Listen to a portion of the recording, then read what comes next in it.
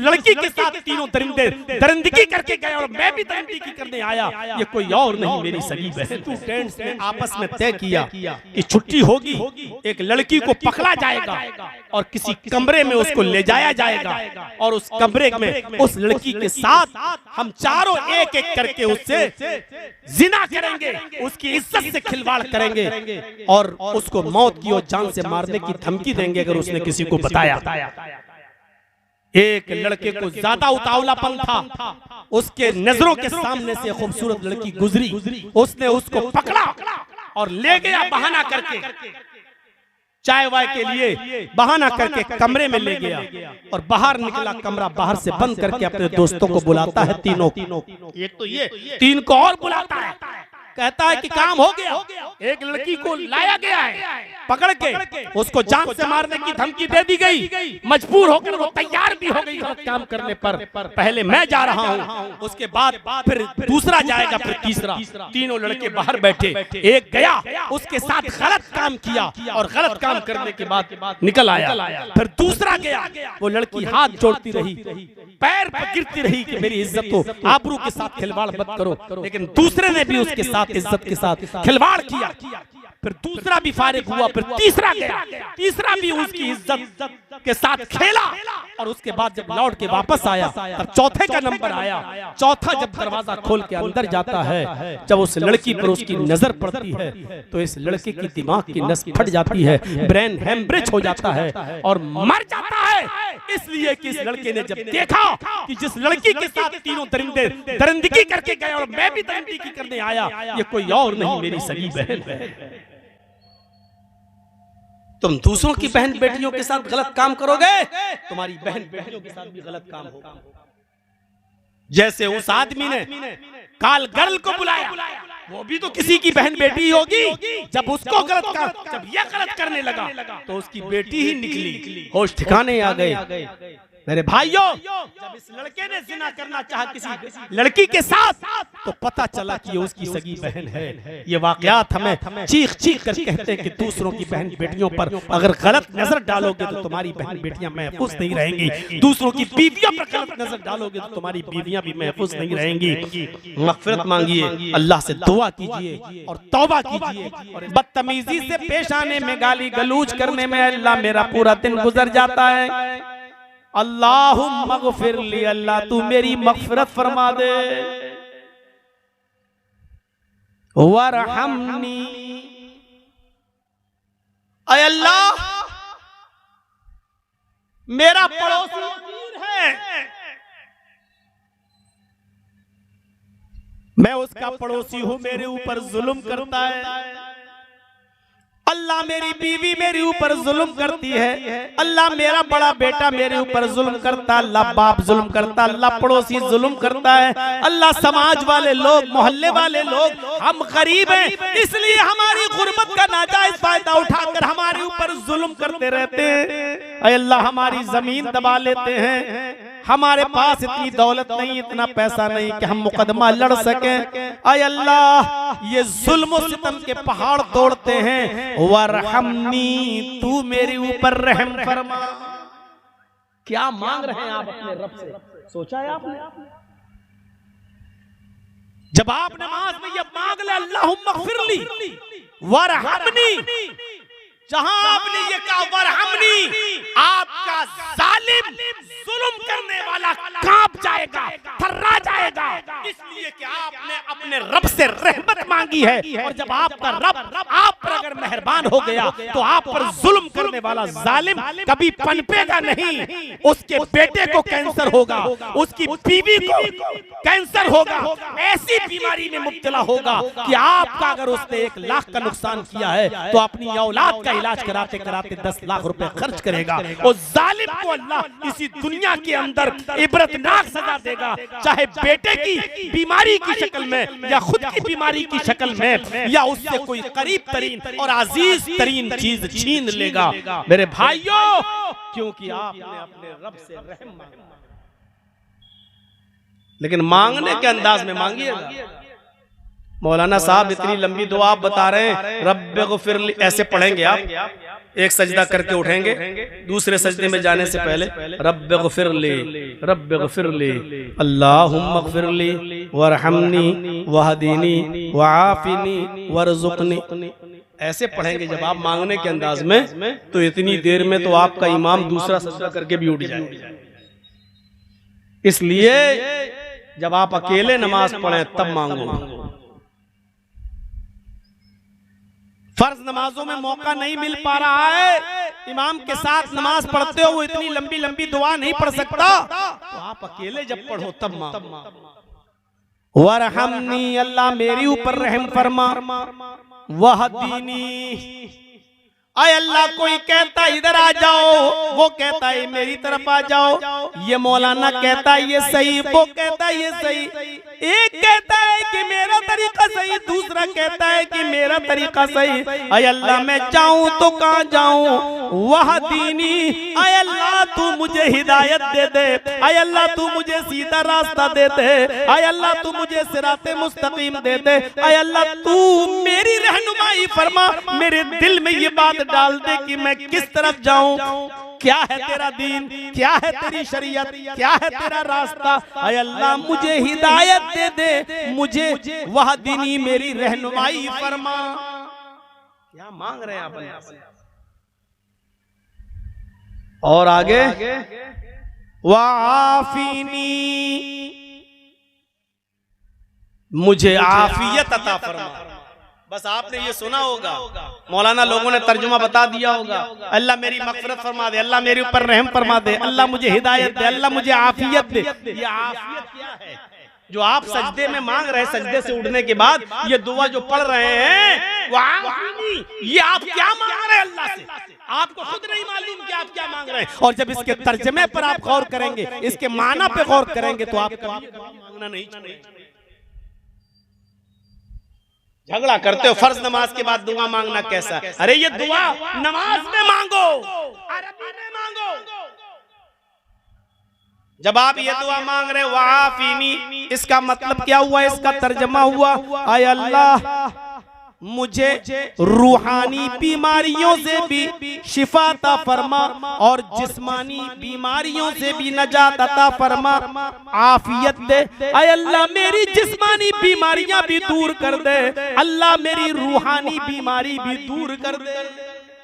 जिस्मानी बीमारी, आपने बहुत अय्याशी की, बहुत गलत काम की, आपको एड्स हो गया, लेकिन आप किसी को बताना नहीं चाहते हो। क्या करूं यार, बहुत खतरनाक बीमारी हो गई, अगर कह दूंगा एड्स हो गया तो लोग क्या कहेंगे? भाई कमीना कितना बड़ा नाजायज काम, गलत काम करता था, 20 लड़कियों के साथ गलत ताल्लुक थे, अब एड्स हो गया। आप बताना नहीं चाहते, खतरनाक बीमारी आपको हो गई है, आप बताना नहीं चाहते हो। नमाज पढ़िए और ये दुआ मांगिए, वाफीनी, आय अल्लाह मेरी जितनी भी जिस्मानी बीमारियां तो मुझे दूरी, मुझे नजात अता फरमा।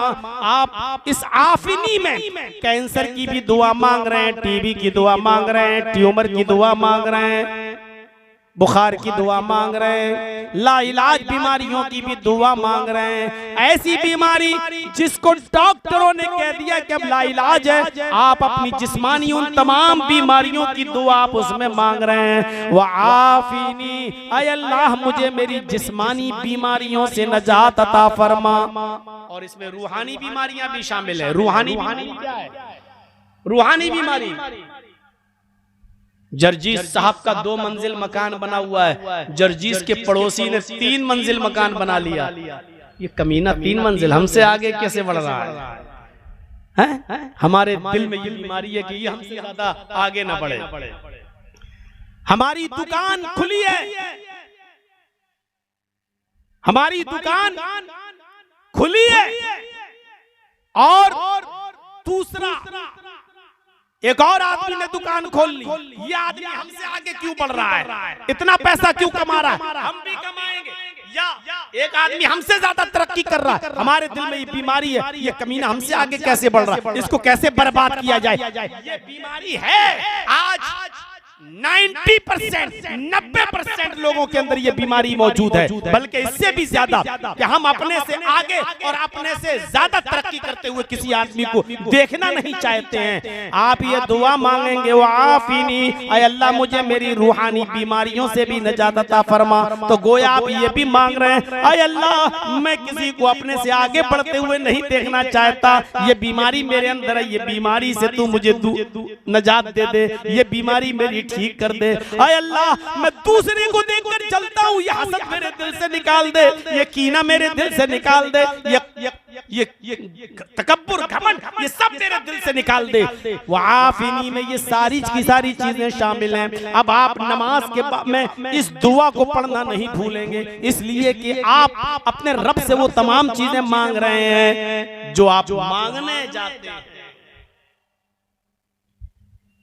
और आखिरी जुमला, वरज़ुक़नी अल्लाहुम्मा अग़फ़िरली वरहमनी वहदीनी वआफ़िनी वरज़ुक़नी। आय अल्लाह मेरी एक दुकान खुली थी, पड़ोसी ने एक और दुकान मेरे बगल में खोल ली, कस्टमर वहां चले गए, मेरी बीवी बच्चों का पेट अब सही से नहीं पल पाता है।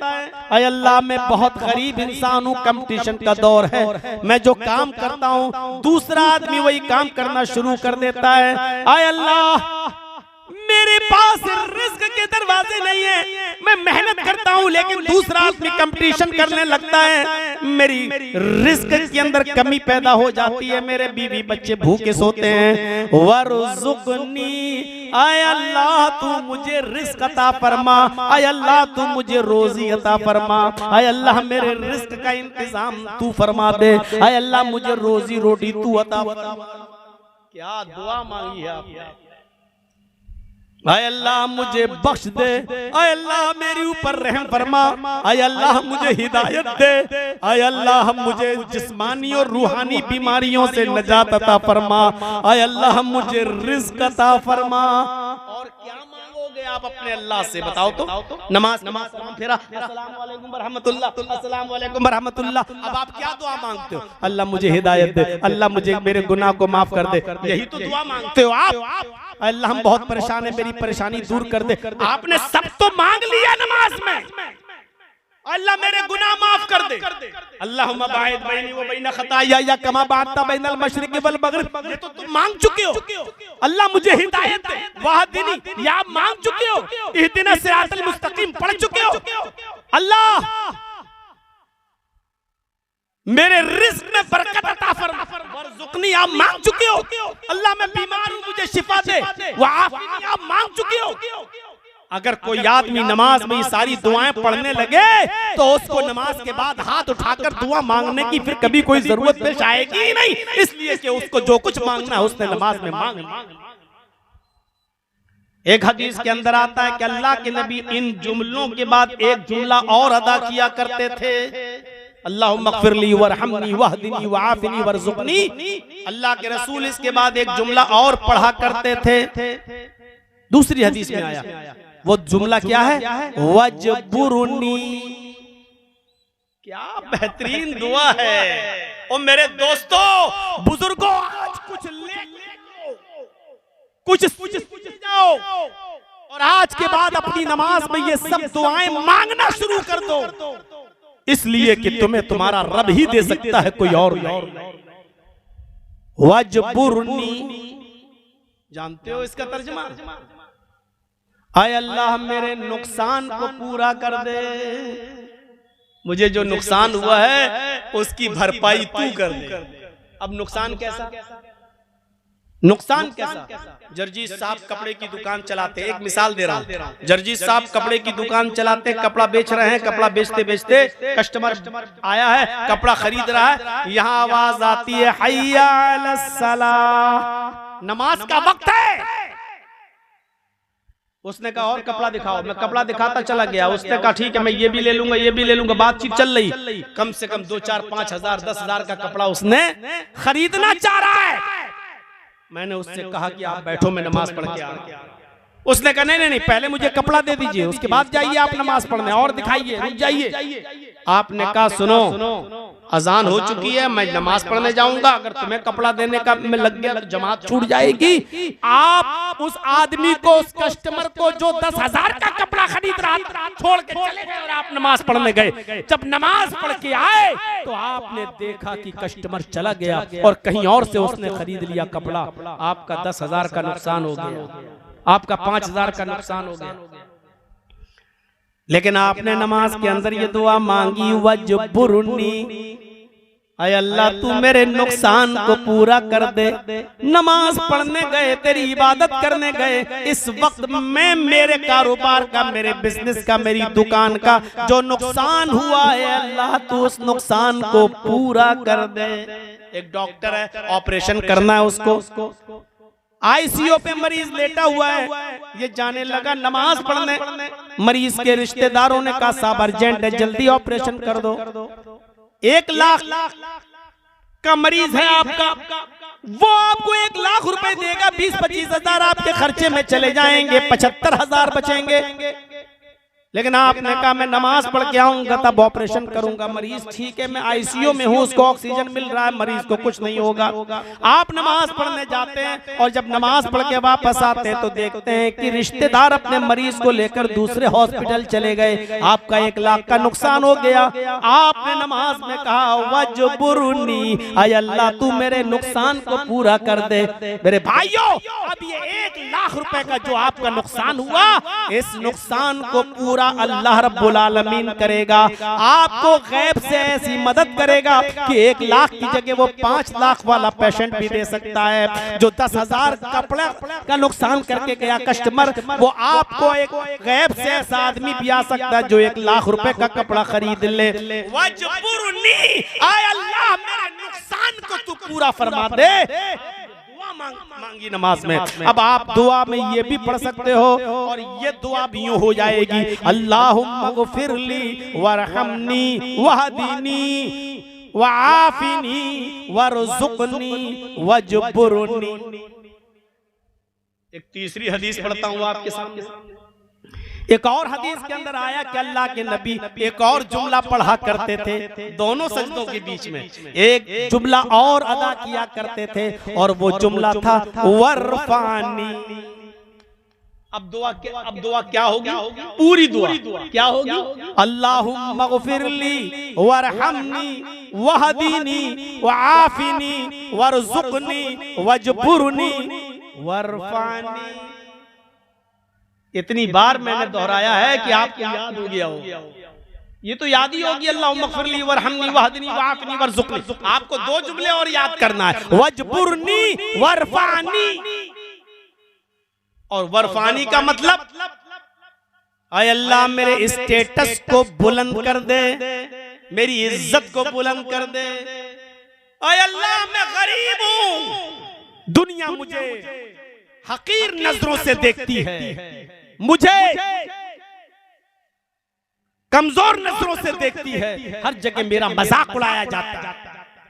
मैं खाना खाने बैठूं तो खाने का मजाक उड़ाया जाता है, पानी पीने बैठूं तो पानी का मजाक उड़ाया जाता है। लोगों के बच्चे आईसीएसई बोर्ड में पढ़ रहे हैं, सीबीएसई बोर्ड में, इंग्लिश मीडियम में, प्राइवेट स्कूलों में पढ़ रहे हैं। मेरा बच्चा सरकारी स्कूल में जाता है जहाँ फीस नहीं लगती, बल्कि उसको खाना भी, खिचड़ी वगैरह भी सरकारी स्कूल से मिलती है। मुझे देखकर लोग मेरा मजाक उड़ाते हैं, मेरी तौहीन करते हैं। वरफानी, आय अल्लाह तू मेरे स्टेटस को बुलंद कर दे, तू मेरी इज्जत को बुलंद कर दे, लोगों की नजरों में मेरा स्टेटस बढ़ा दे।